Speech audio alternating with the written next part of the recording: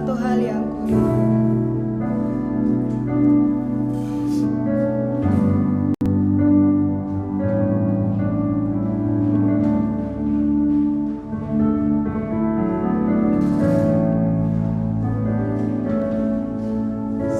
Satu hal yang ku rindu,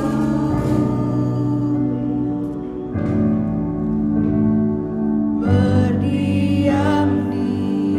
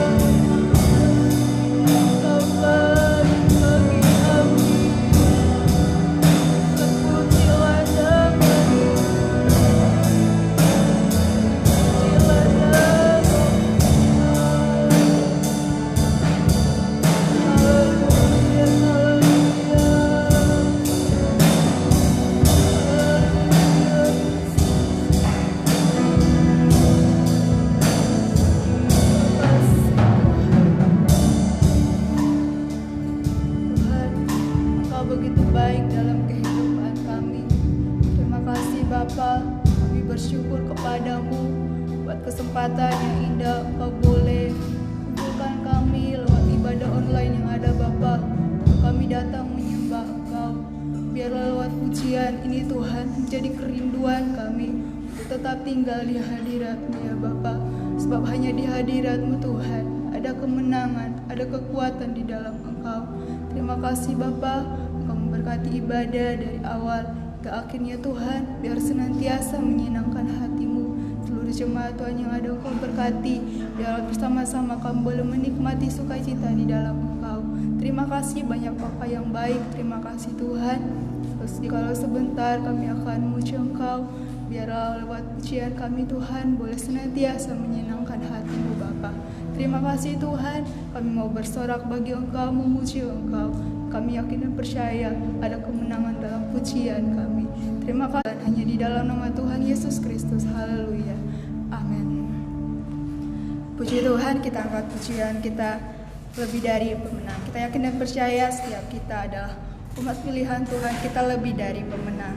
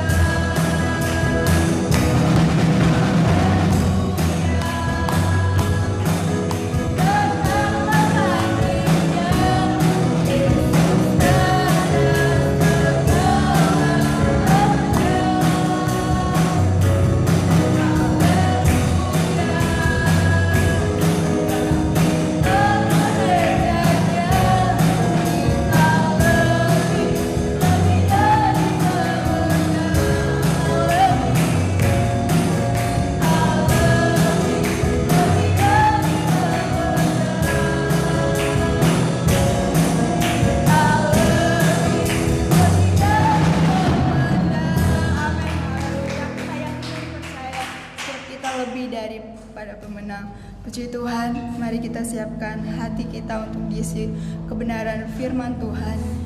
Kita mengangkat pujian, Tuhan tak pernah gagal. Dia Allah yang selalu ada bersama kita, yang selalu menuntun setiap kehidupan kita. Terima kasih Tuhan. Engkau yang lebih tahu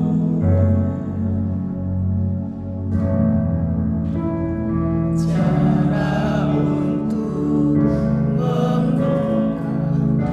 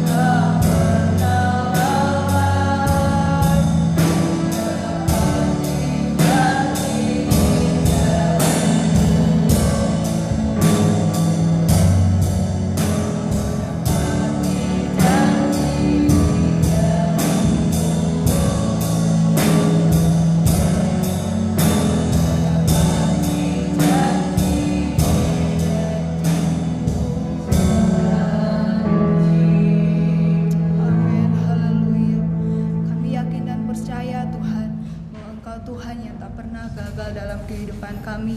Engkau Allah yang selalu menepati setiap janji-janji-Mu ya Bapa.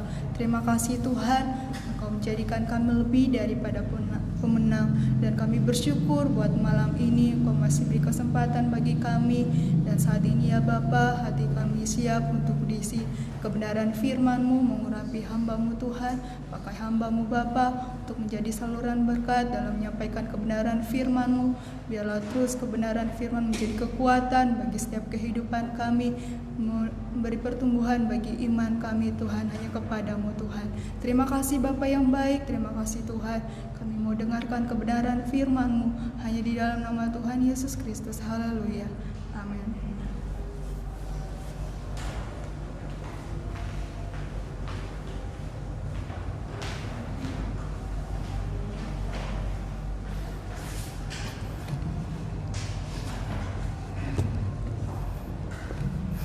Haleluya.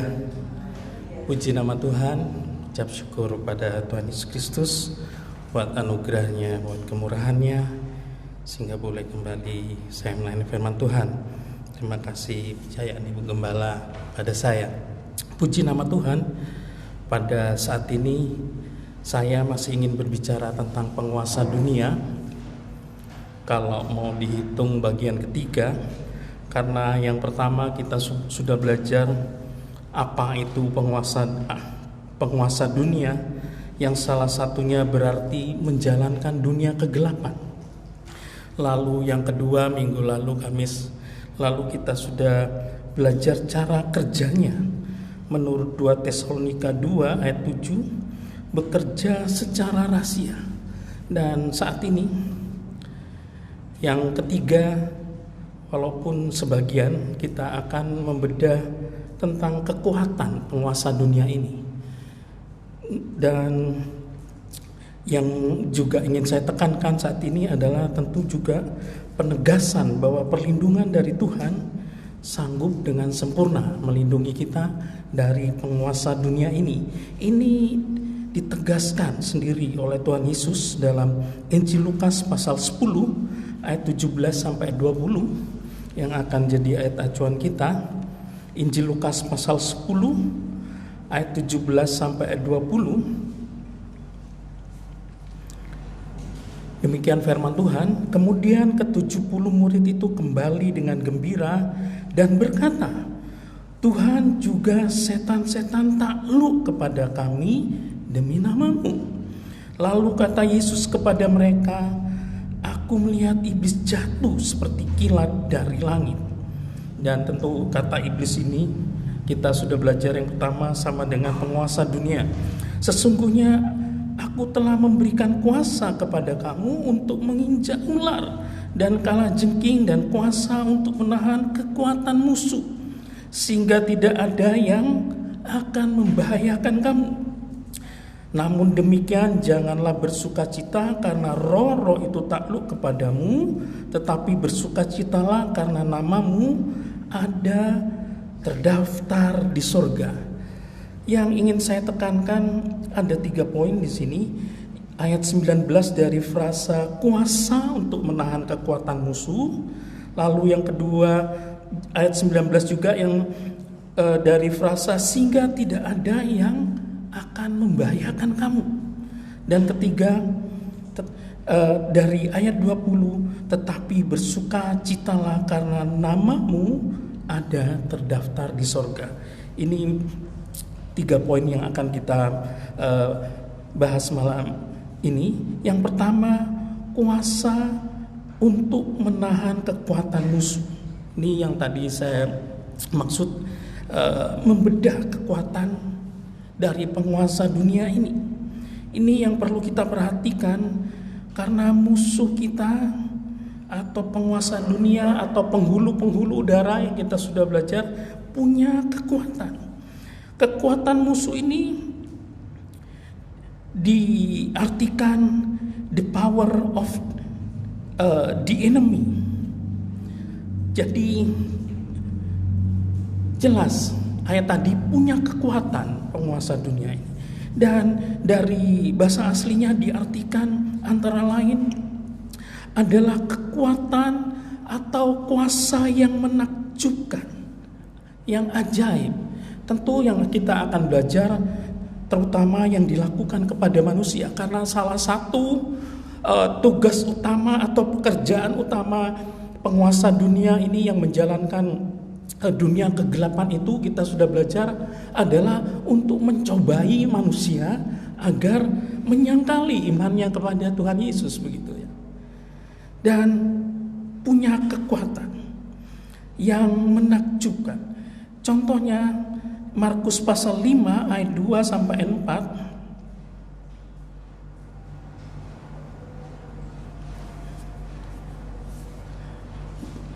Injil Markus pasal 5 ayat 2 sampai 4, dengan firman Tuhan, baru saja Yesus turun dari perahu, datanglah seorang yang kerasukan roh jahat. Jelas dikatakan di sini, yang kerasukan roh jahat dari pekuburan menemui dia. Orang itu diam di sana dan tidak ada seorang pun lagi yang sanggup mengikatnya sekalipun dengan rantai. Coba ini. Kuasa yang atau kekuatan yang dipunyai, karena sudah sering ia dibelenggu dan dirantai, tetapi rantainya diputuskannya dan belenggunya dimusnahkannya, sehingga tidak ada seorang pun yang cukup kuat untuk menjinakkannya. Yang jelas kalau dari nalar atau logika manusia ini di luar begitu ya, kekuatannya di luar nalar, di luar normal atau nature-nya manusia biasa. Ini yang perlu kita perhatikan. Lalu dikatakan power atau kekuatan dari penguasa dunia ini yang adalah musuh kita ini diartikan adalah ability, punya kecakapan, kepandaian. Disiratkan dalam Injil Yohanes pasal 8 ayat 43 sampai ayat 44.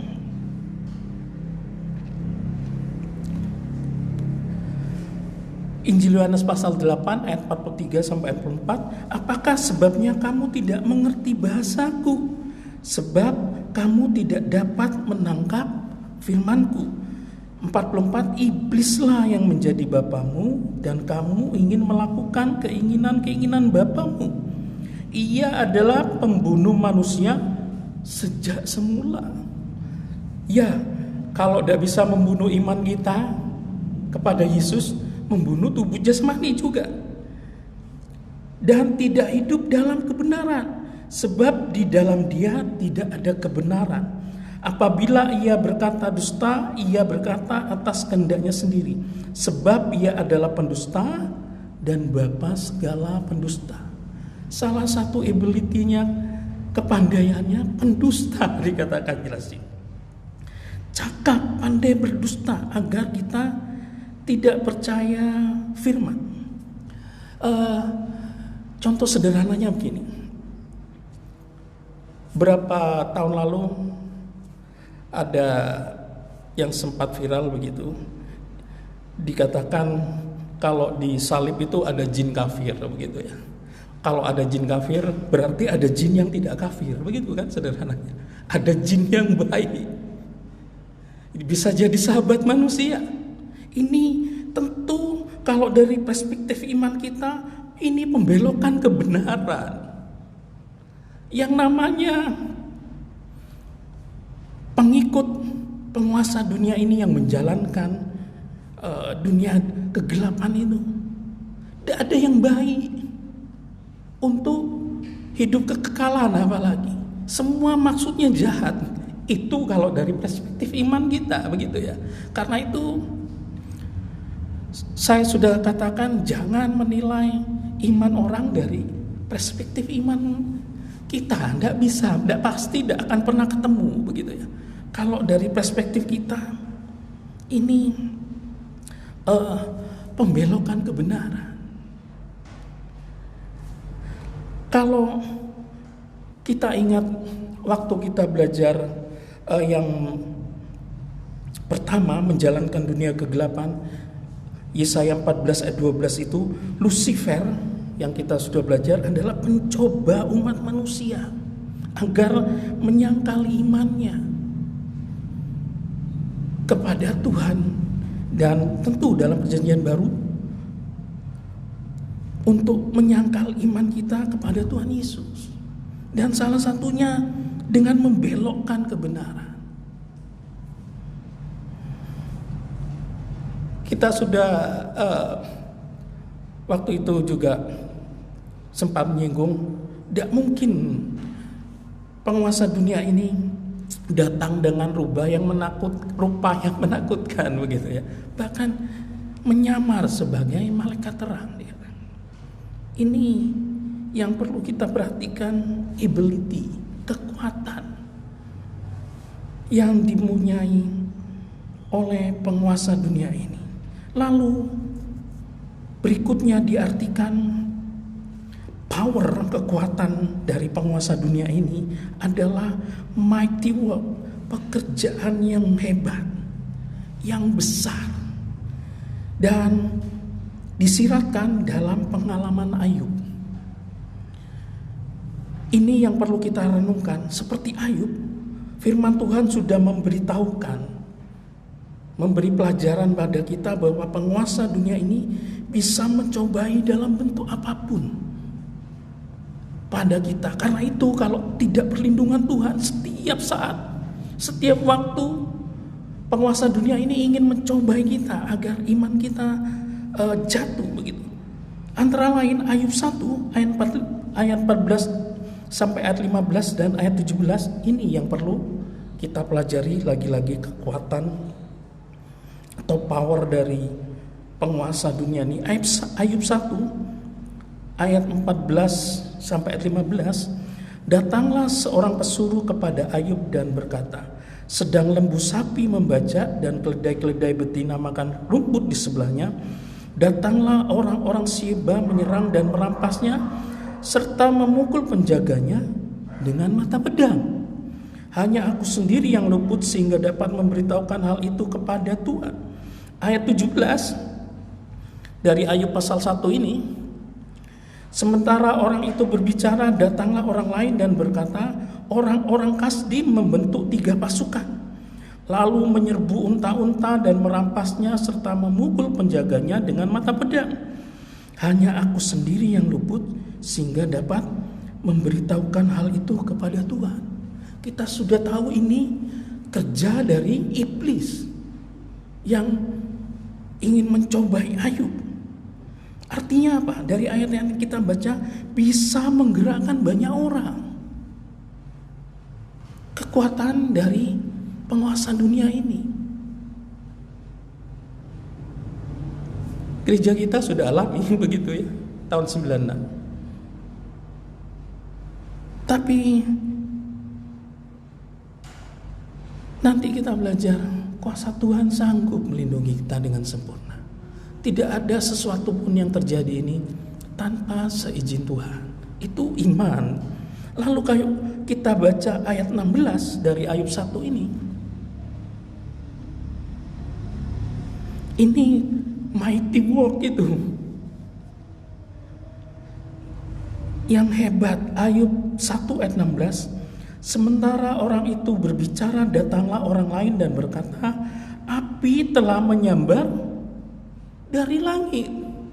Jelas ini bukan Tuhan yang lakukan, karena ini untuk mencobai dikatakan. Api telah menyambar dari langit dan membakar serta memakan habis kambing domba dan penjaga-penjaga. Hanya aku sendiri yang luput sehingga dapat memberitahukan hal itu kepada Tuhan. Dapat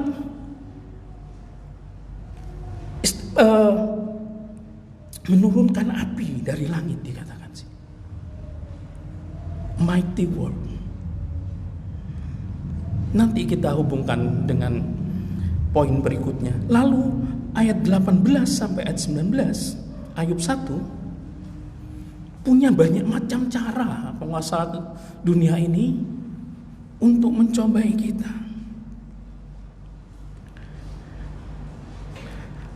Ayat 18 dan ayat 19, sementara orang itu berbicara, datanglah orang lain dan berkata, anak-anak Tuhan yang lelaki dan yang perempuan sedang makan-makan dan minum anggur di rumah saudara mereka yang sulung. Ayat 19, maka tiba-tiba angin ribut bertiup dari seberang padang gurun. Rumah itu dilandanya pada 4 penjurunya dan roboh menimpa orang-orang muda itu sehingga mereka mati. Hanya aku sendiri yang luput sehingga dapat memberitahukan hal itu kepada Tuhan, penguasa dunia, sehingga bisa menggunakan unsur-unsur yang ada di dunia ini. Termasuk di sini dikatakan memakai angin ribut, dikatakan. Coba, luar biasa bukan?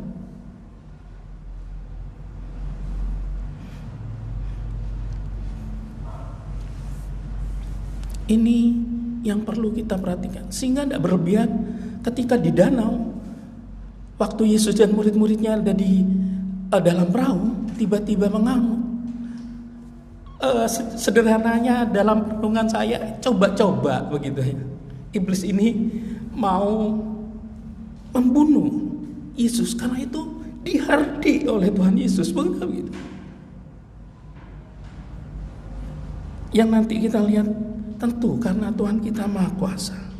Lalu Ayub 2 ayat yang ke-7, karena itu lagi-lagi jangan anggap remeh. Musuh kita ini Tuhan sudah mengajarkan berjaga-jaga dan berdoa. Karena tidak kelihatan seringkali kerjanya. Kita sudah belajar ini penyesatan model 1 yang belum waktunya menampakkan diri di secara rahasia. 2 Tesalonika 2 ayat 7 yang kita sudah belajar. Ayub 2 ayat yang ke-7, kemudian iblis pergi dari hadapan Tuhan, lalu ditimpanya Ayub dengan bara yang busuk dari telapak kakinya sampai ke batu kepalanya. Jelas dikatakan menimpa Ayub, mendatangkan penyakit bagi tubuh jasmani kita ini. Lagi-lagi luar biasa yang Tuhan lakukan bagi kita, yang lebih banyak tidak kelihatan ini. Karena itu kita tidak mudah bersyukur kepada Tuhan itu, padahal yang tidak kelihatan ini yang lebih banyak Tuhan lakukan bagi kita. Powernya luar biasa. Kalau Tuhan tidak melindungi kita dengan memberi tanda, menempatkan namanya pada umatnya, mau jadi apa kita? Dan kita tidak pernah bersyukur akan hal ini. Yang kelihatan saja, kalau diberkati secara jasmani mudah kita bersyukur pada Tuhan. Karena itu sudah punya nyawa masih bisa, seharusnya ini kekayaan yang luar biasa yang Tuhan taruh modal dalam hidup kita, bukan begitu? Mazmur 103 ayat 2 sampai 4, lagi-lagi ada kalanya Tuhan izinkan kesulitan-kesulitan, pencobaan-pencobaan, bahkan di sini menerpa penguasa dunia ini. Tuhan izinkan menerpa kita agar kita tahu the unseen influences itu ada, begitu. Pengaruh yang mempengaruhi kehidupan kita tapi tidak kelihatan itu ada, yang membuktikan juga Tuhan itu ada, begitu kan? Mazmur 103 ayat 2 sampai 4, pujilah Tuhan hai jiwaku, dan janganlah lupakan segala kebaikannya, karena pernah alami cobaan-cobaan yang luar biasa pemazmur, bukan? Sehingga bisa berkata seperti ini, Dia yang mengampuni segala kesalahanmu, yang menyembuhkan segala penyakitmu. Dia yang menebus hidupmu dari lubang kubur, yang menyertai engkau dengan kasih setia dan rahmat. Salah satunya rahmatnya tanda itu. menyembuhkan segala penyakitmu. Kita sudah belajar Tuhan izinkan, tapi tidak membawa kematian, terutama secara rohani, itu yang utama kan.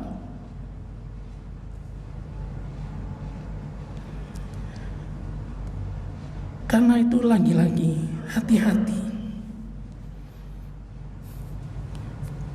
Masa-masa ini sebelum menampakkan diri penguasa dunia ini, kita sudah belajar minggu lalu, tidak kelihatan memang dan kerjanya, tapi dampaknya bisa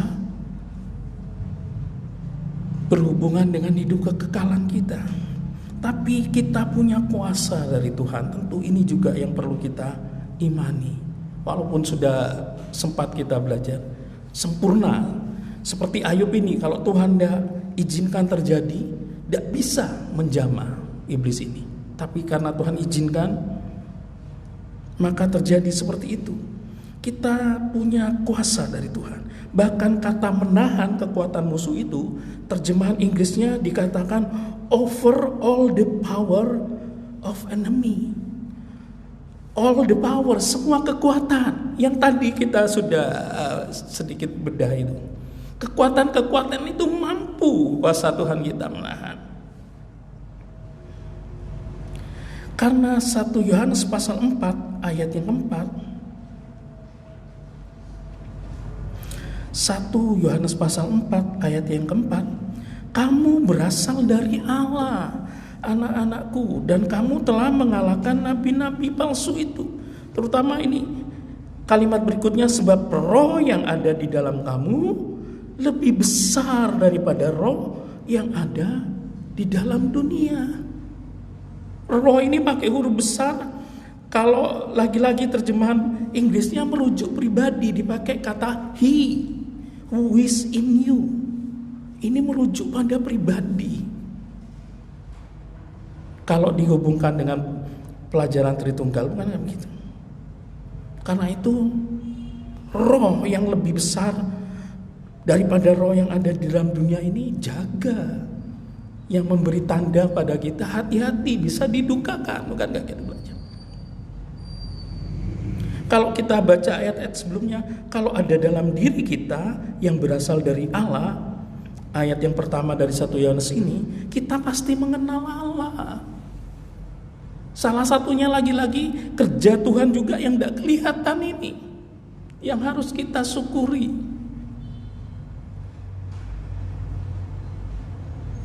Tentu kalau dikembangkan bisa melebar.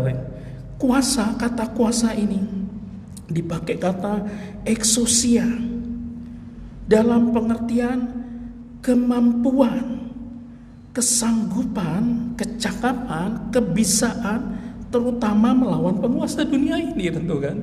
Itu yang diberikan Tuhan pada kita, yang sanggup sempurna melindungi kita. Dan diartikan hak istimewa, hak khusus, keunggulan, exousia ini. Antara lain kalau didetailkan berarti force, kekuatan yang bisa memaksa. Kuasa dari Tuhan ini disiratkan dalam Kisah Para Rasul pasal 16 ayat 16 dan ayat 18.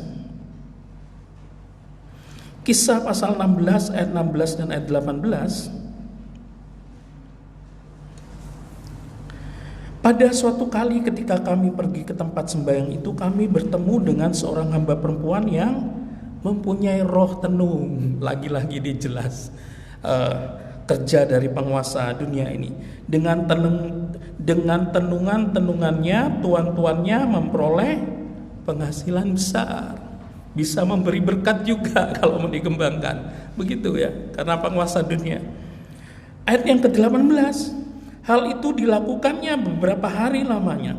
Tetapi ketika Paulus tidak tahan lagi akan gangguan itu, ia berpaling dan berkata kepada roh itu, demi nama Yesus Kristus, aku menyuruh engkau keluar dari perempuan ini. Seketika itu juga keluarlah roh itu. Lalu diartikan kuasa yang diberikan Tuhan itu berarti kapasitas, daya tampung. Disiratkan dalam Injil Matius 7 ayat 29. Injil Matius pasal 7 ayat 29.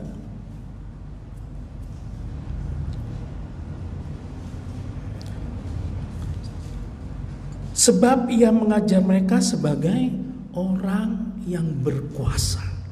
Tidak seperti ahli-ahli Taurat mereka. Tentu ini sederhananya gambaran kuasa untuk menahan ajaran-ajaran yang coba ditanamkan penguasa dunia. Yang tadi seperti kelihatannya betul tapi tidak benar. Lagi-lagi prakteknya tidak bisa dilihat kasat mata.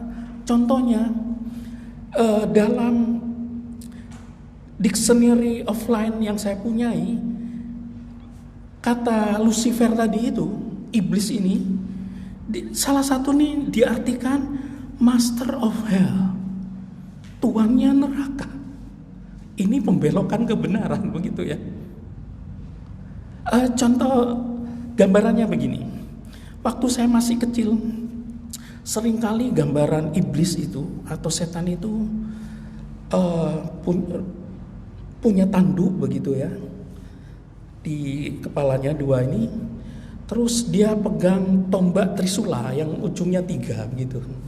Waktu kecil saya sering lihat gambar itu, dan luar biasanya di neraka dia yang nusui orang-orang yang masuk neraka. Ini master of dibilang karena itu master of hell, tuannya neraka. Loh, iblis ini nanti dihukum, memang dalam Wahyu dikatakan dilemparkan ke lautan api begitu ya. Kok malah jadi tuannya, malah nusui orang-orang yang masuk neraka, kan aneh begitu ya logikanya. Artinya kalau yang kroni-kroninya punya tempat khusus nanti.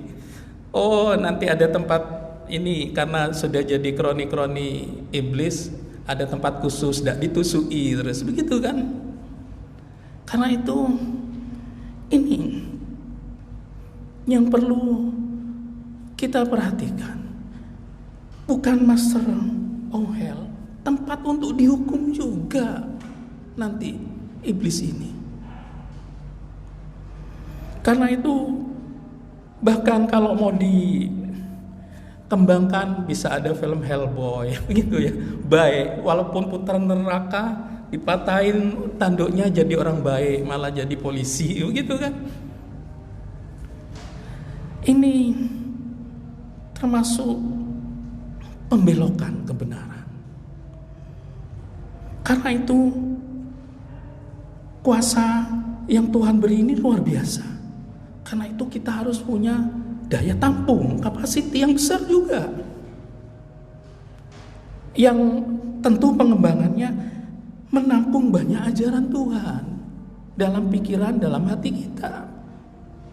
Karena firman itu yang berkuasa,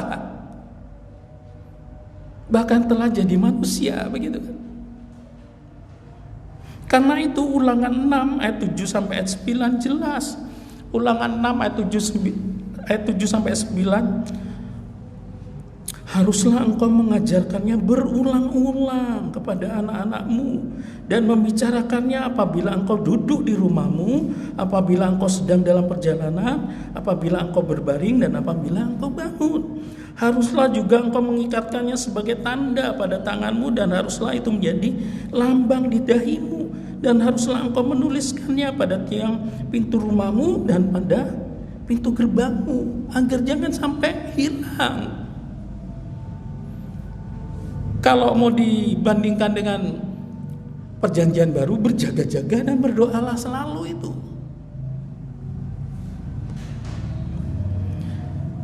Berapa waktu lalu saya baca ada artikel, dalam Alkitab ada 1189 pasal. Dengan asumsi kita baca 3 pasal sehari, kurang lebih 1 tahun selesai begitu ya. Salah satu untuk menampung ini, baca terus, berulang-ulang begitu kan, sampai khatam balik lagi. Dan sederhananya tentu kalau 1 pasal 1 hari, kurang lebih 3 tahun kita akan khatam. Kita akan selesai dari Kejadian sampai Wahyu. Mau enggak kita memperbesar kapasitas ini dalam hidup kita, yang sebetulnya sangat berguna dalam kehidupan kita, terutama untuk menahan kekuatan serangan dari penguasa dunia ini. Lalu kuasa itu diartikan kompetensi, kekuasaan untuk menentukan sesuatu. Kita akan bandingkan dengan Ayub tadi. Ini didemonstrasikan Elia dalam 1 Raja-Raja pasal 18 ayat 22 sampai 39. Kita baca ayat 19 dari 1 Raja-Raja 18.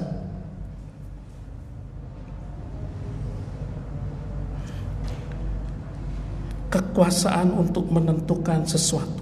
Ayat 19, sebab itu suruhlah mengumpulkan seluruh Israel ke gunung Karmel, juga nabi-nabi Baal yang 450 orang itu, dan nabi-nabi Asyera yang 400 itu, yang mendapat makan dari meja istana Isabel.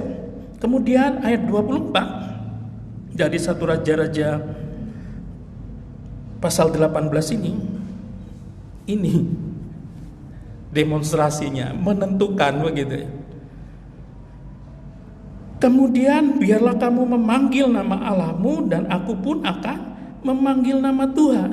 Maka Allah yang menjawab dengan api, dialah Allah. Seluruh rakyat menyahut katanya, baiklah demikian, atau amin begitu. Ayat 28 dan ayat 29 dari 1 Raja-Raja 18.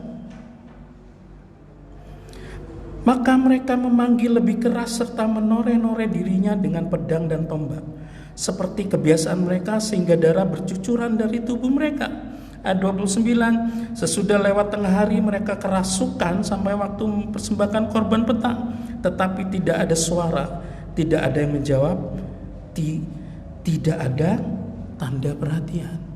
Kalau kita bandingkan Ayub 1 ayat 16 tadi, padahal penguasa dunia ini, Ayub 1:16 tadi itu api menyambar dari langit, sebetulnya punya kemampuan begitu ya. Tapi kenapa dalam peristiwa raja-raja ini tidak bisa? Padahal tanda kutip challenge-nya, tantangannya, yang Allah itu yang bisa menurunkan api begitu kan. Kalau untuk menipu, harusnya penguasa dunia ini pasti kalau diizinkan Tuhan, dia pasti lakukan, bukan kan begitu? Tapi ini kuasa yang ada, yang sederhananya maha kuasa Tuhan itu, kalau tidak Tuhan izinkan, tidak bisa jadi begitu kan? Karena kuasa Tuhan yang lebih menentukan.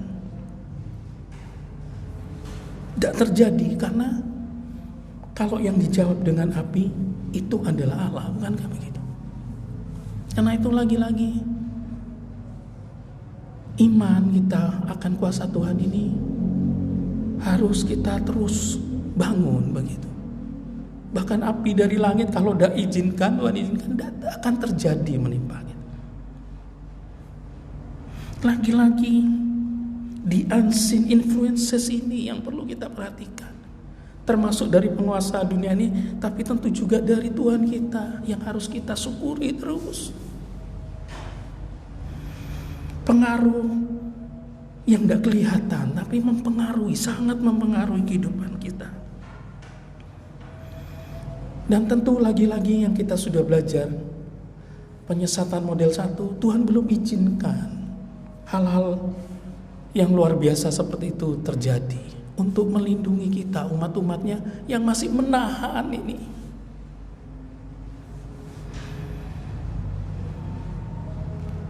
Lalu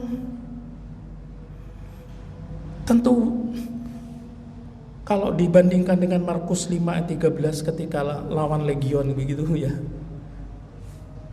Tuhan punya kuasa yang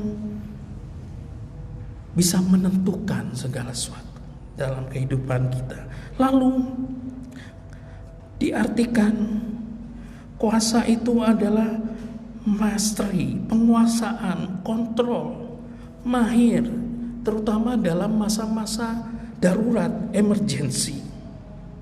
Injil Lukas pasal 12 ayat 11 sampai 12.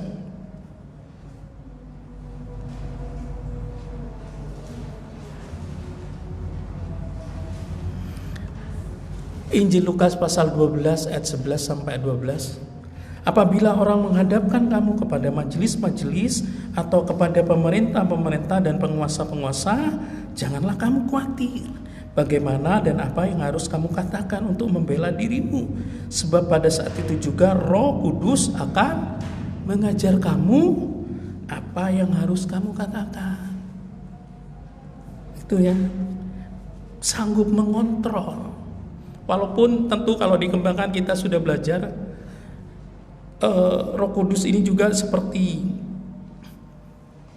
memanggil firman yang disimpan, yang kapasitas tadi, yang kita tampung, yang kita simpan. Seperti pernah saya gambarkan seperti komputer. Kalau kita lupa perlindungan, tinggal pencet, ketik perlindungan, keluar kata perlindungan, begitu ya. Seperti memori begitu. Kalau kita tidak pernah simpan kata perlindungan itu tidak keluar, begitu kan? Karena itu perbesar daya tampung tadi agar saat-saat emergensi keluar. Lalu authority, hak memerintah, wibawa, kuasa yang Tuhan berikan itu diartikan authority. Injil Markus pasal 4 ayat 39.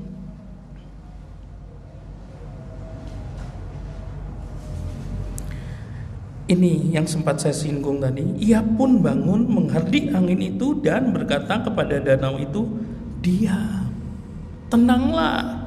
Lalu angin itu reda dan danau itu menjadi teduh sekali.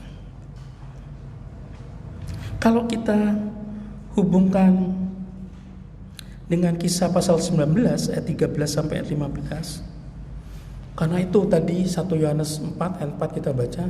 Kalau kita berasal dari Allah, mengenal Allah, begitu ya. Kisah 19 ayat 13 sampai 15. Juga beberapa tukang jampi Yahudi yang berjalan keliling di negeri itu mencoba menyebut nama Tuhan Yesus atas mereka yang kerasukan roh jahat dengan berseru. Katanya, aku menyumpahi kamu demi nama Yesus yang diberitakan oleh Paulus. Mereka yang melakukan hal itu ialah 7 orang anak dari seorang imam kepala Yahudi yang bernama Skewa. Tapi roh jahat itu menjawab, Yesus aku kenal dan Paulus aku ketahui, tapi kamu, siapakah kamu? Kenal Tuhan sehingga firman Tuhan ada dalam hidup kita, Roh Kudus ada dalam hidup kita, tanda itu ada dalam hidup, dalam diri kita. Karena itu kita sudah belajar minggu lalu, walaupun ditandain seluruh tubuh, kalau mulut ini tidak mau mengaku, tidak ada gunanya, gitu. Dari tanda antikris itu, karena kita dikenal sebagai hak milik Tuhan. Saya ingin menghubungkan dengan Injil Yohanes 14 ayat 12. Karena itu ini bukan janji kosong dari Tuhan Yesus. Kalau diberi kuasa oleh Tuhan. Injil Yohanes 14 ayat 12. Aku berkata kepadamu, sesungguhnya barang siapa percaya kepadaku, ia akan melakukan juga pekerjaan-pekerjaan yang aku lakukan. Bahkan pekerjaan-pekerjaan yang lebih besar daripada itu. Karena memang kuasa dari Tuhan.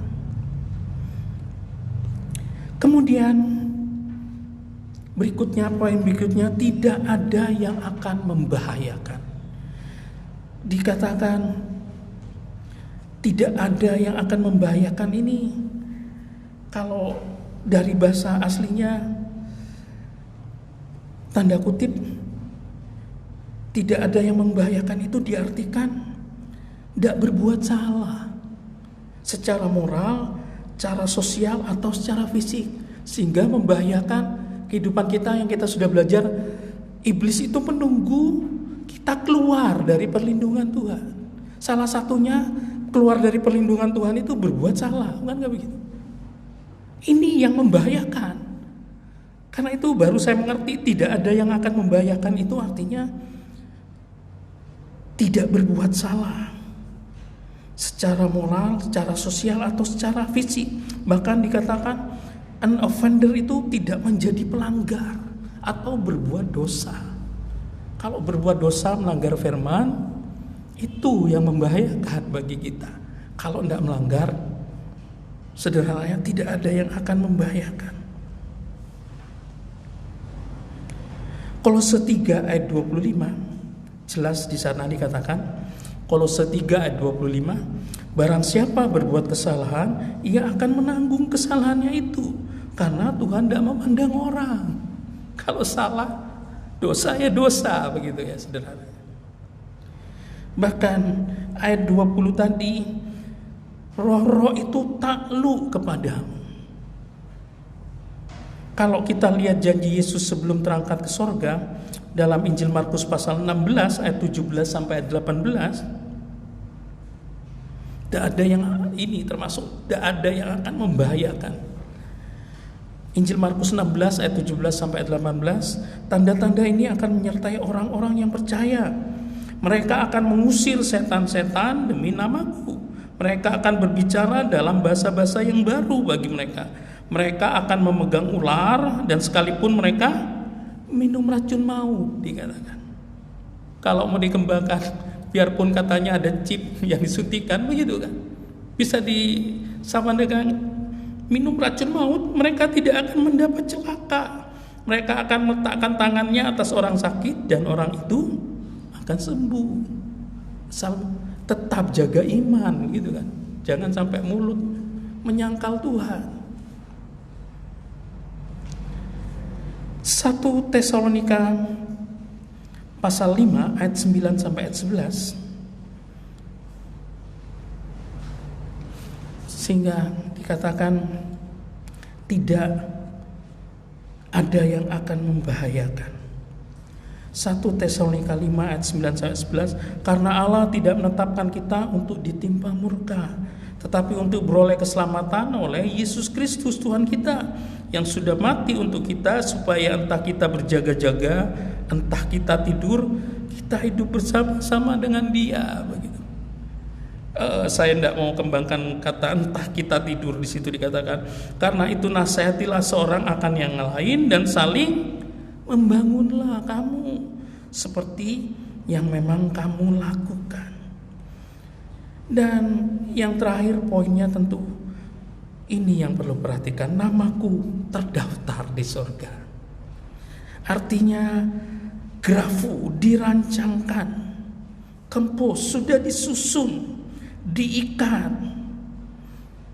Syaratnya tentu menang atas serangan penguasa dunia yang kita sudah belajar tadi. Yang penyebab utama kita bisa menang adalah karena ada kuasa dari Tuhan dalam diri kita. Yang sedikit saya ingin kembangkan, yang hal lain yang harus diperhatikan dalam Wahyu pasal 3 ayat 5. Wahyu pasal 3 ayat 5. Wahyu pasal 3 ayat 5, barang siapa menang, ia akan dikenakan pakaian putih yang demikian. Aku tidak akan menghapus namanya dari kitab kehidupan, melainkan aku akan mengaku namanya di hadapan Bapakku dan di hadapan para malaikatnya. Kalau kita baca ayat yang satu, di hadapan Tuhan itu menang karena dianggap pekerjaannya sempurna. Pekerjaan sempurna itu kita sudah belajar beberapa tahun lalu adalah menyelesaikan pekerjaan yang dipercayakan Tuhan pada kita. Kalau kami sebagai hamba Tuhan, ya terus hidup sebagai hamba Tuhan melayaninya, atau sebagai panatua majelis gereja, penopang pekerjaan Tuhan dengan berkat-berkat yang dipercayakan pada kita. Kita tahu fungsi tubuh Kristus dalam hidup kita, dan itu harus sampai selesai baru dianggap menang.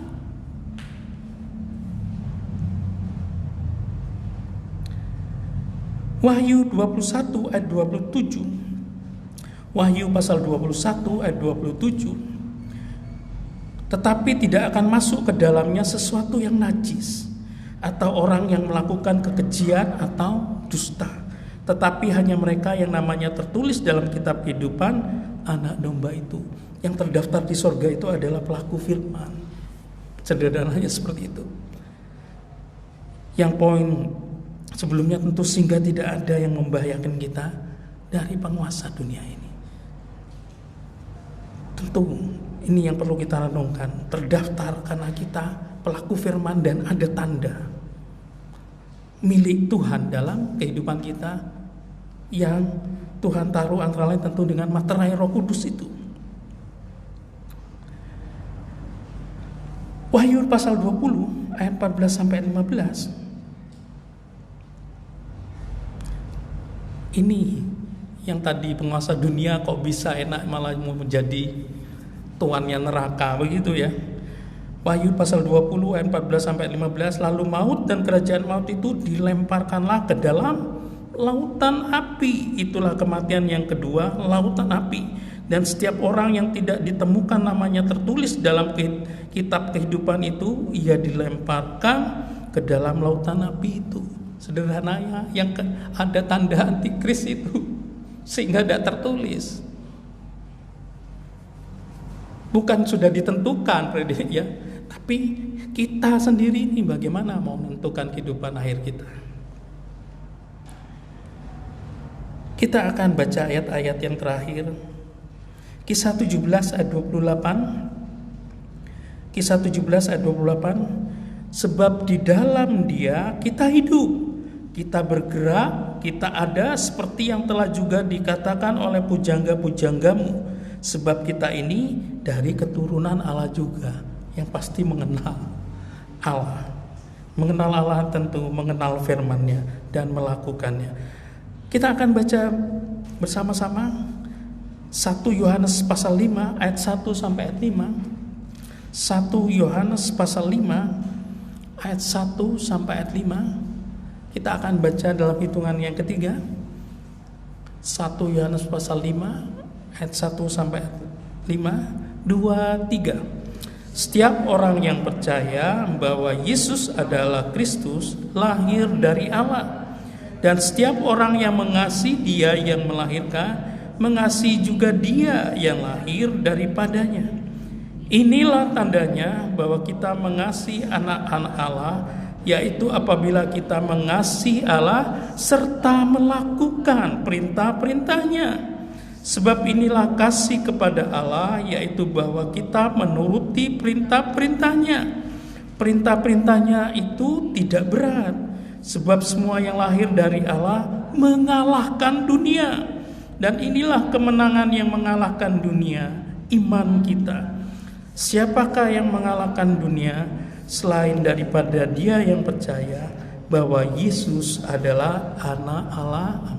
Ini yang ingin dihancurkan, diserang terus oleh penguasa dunia agar kita tidak percaya, tidak beriman pada Yesus. Mengalahkan dunia berarti juga mengalahkan penguasa dunia. Untuk mengalahkan penguasa dunia harus beriman pada Yesus, sehingga kuasanya diberikan pada kita. Orang yang beriman pada Yesus pasti melakukan perintah-perintahnya. Puji nama Tuhan. Kiranya firman Tuhan jadi rema dalam kehidupan kita, dan kita dapat melakukan dengan benar, dengan tepat, dalam pimpinan, dalam tuntunan, dalam kekuatan kuasa yang Tuhan berikan dalam hidup kita, yaitu Roh Kudus. Puji nama Tuhan. Selanjutnya saya serahkan yang kembali.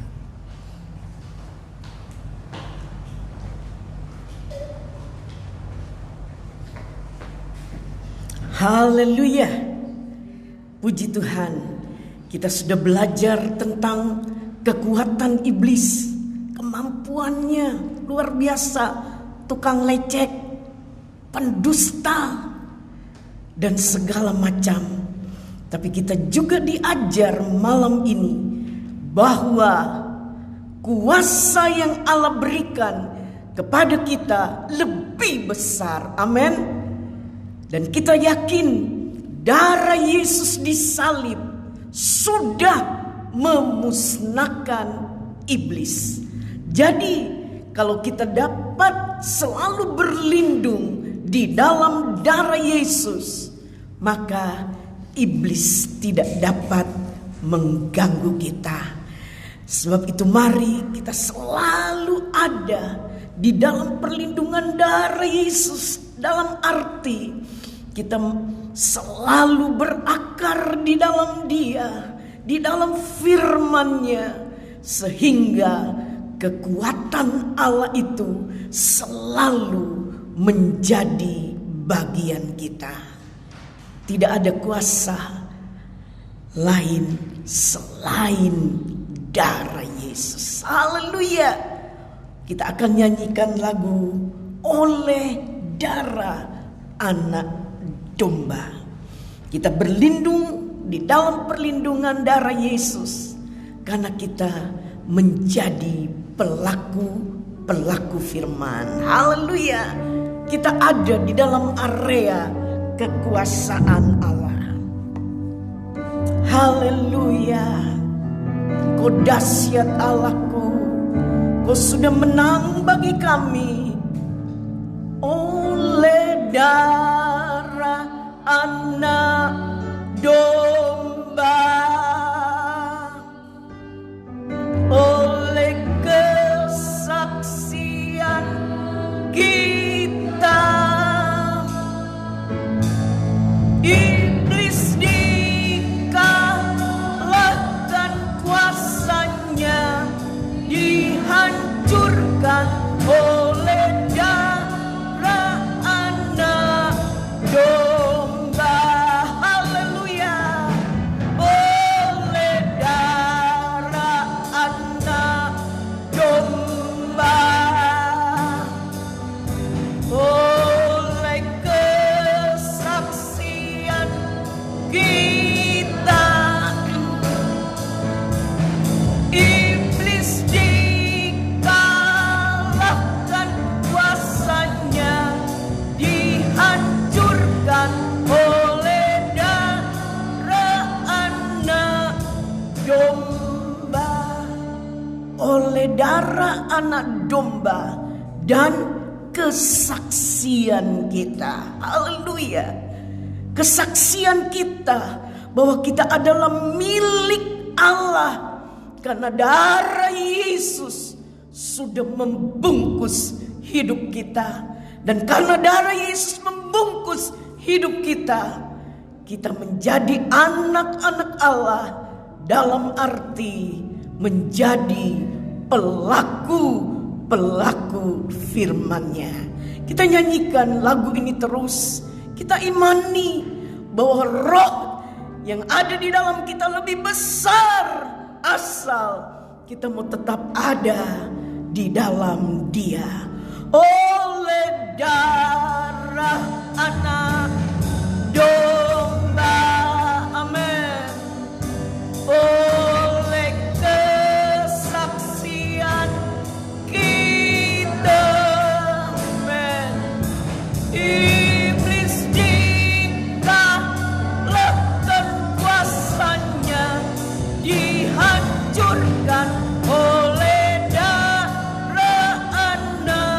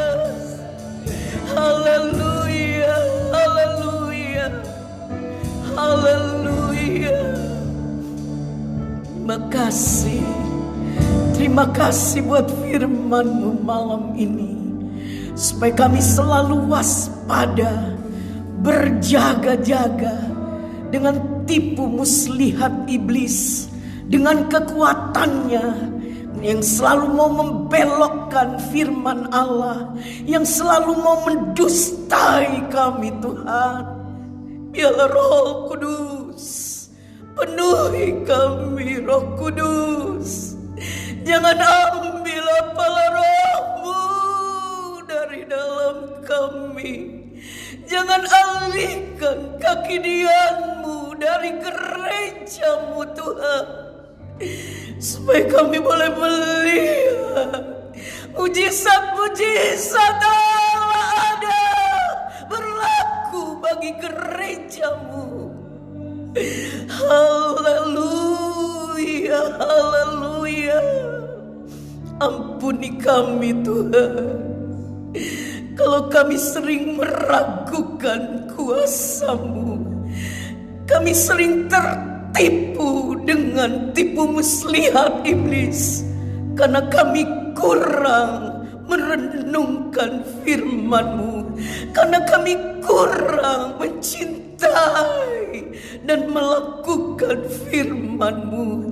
Biarlah malam hari ini Roh Kudus berkarya, menghidupkan firman-Mu di dalam hati kami, sehingga kami lebih mengasihi Engkau, lebih mengandalkan Engkau, lebih mencintai firman-Mu, memperbesar kapasitas kami Tuhan, supaya memori kami hanya dipenuhi dengan janji-janji firman-Mu yang ya dan amin. Sehingga pada saat iblis menipu kami dapat menghardik dengan kuasa firman-Mu. Terima kasih Tuhan, memberkati hamba-Mu yang sudah menyampaikan kebenaran firman-Mu. Tuhan pakai lebih hari lebih heran, penuh dengan kerendahan, penuh dengan urapan, dan lebih mengenal Engkau secara pribadi. Kalau ada di antara kami yang sakit di rumah maupun di rumah sakit, Kaulah Gembala Agung kami yang baik, kuasa-Mu dahsyat Tuhan. Sebab itu kami panggil nama-Mu di dalam nama Yesus. Tuhan jamah kami semua, sehingga darah Yesus menyucikan kami, bilur-bilur-Mu menyembuhkan kami. Terima kasih Tuhan. Sepanjang minggu ini tolong kami, jaga kami. Biarlah kebenaran firman-Mu yang selalu mengontrol dan memimpin hidup kami. Terima kasih Bapa. Saudara-saudara, terimalah berkat dari Allah Bapa, kasih sayang putranya yang tunggal Tuhan Yesus Kristus, persekutuan Allah Roh Kudus menyertai kita mulai malam ini, besok Maranatha Yesus datang, bahkan sampai selama-lamanya. Kami terima berkat-Mu dengan mengucap syukur di dalam nama Tuhan Yesus Kristus. Semua yang percaya berkata amin. Selamat malam.